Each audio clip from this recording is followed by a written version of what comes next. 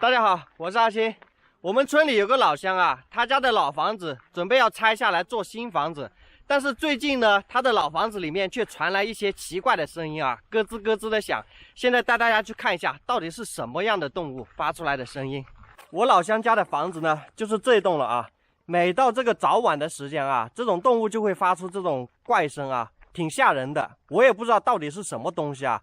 现在带大家过去前面看一下。就在前面了啊，我有点害怕，拉了我一个朋友去。在什么地方啊？啊，就在2楼啊。好，有我老乡在，我就不怕了。一起去看一下，就在这里了啊！我都有点害怕呀。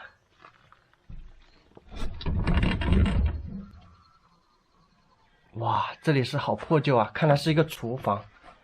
哇，大家看一下，你看这个盆里面啊。这个盆里面都是这种动物的粪便啊，看到没有？哇，这里还有这里也好多。哇，上面好没有啊，我们去找一下。现在上2楼去看一下啊。哇，2楼这个楼梯上面也好多这个屎啊。哇，这里一层的都是这个粪便啊。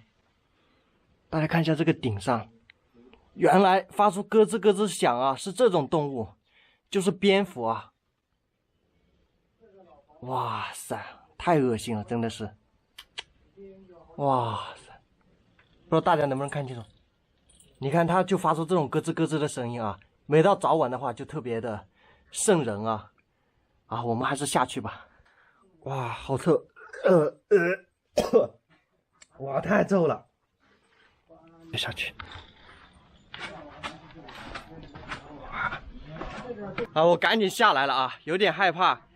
非常奇怪啊，就是我老乡本来是打算拆掉这个老房子，用来建新房子啊，但是非常奇怪的是，他这里住了很多蝙蝠。另外呢，在我身后啊，像这种老房子也是非常的多，下面这种老房子却一只蝙蝠都没有。为什么偏偏这栋房子却有很多这个蝙蝠啊？实在让人费解。如果知道的网友啊，希望你们给出意见。然后像这种情况的话，应该怎么来处理啊？